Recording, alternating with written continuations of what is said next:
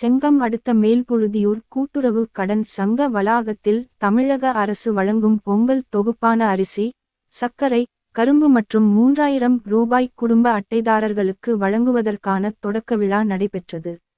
நிகழ்ச்சிக்கு திருவண்ணாமலை மாவட்ட கலெக்டர் தர்பகராஜ் தலைமை வகித்தார். செங்கம் தொகுதி எம்எல்ஏ முபேகிரி முன்னிலை வகித்தார்.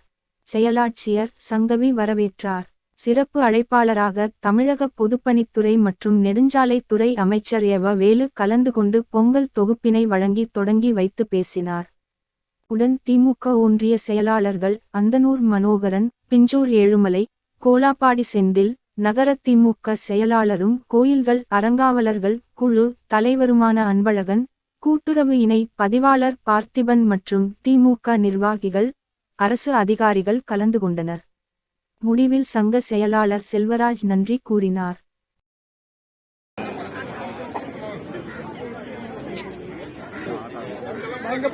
பாருங்க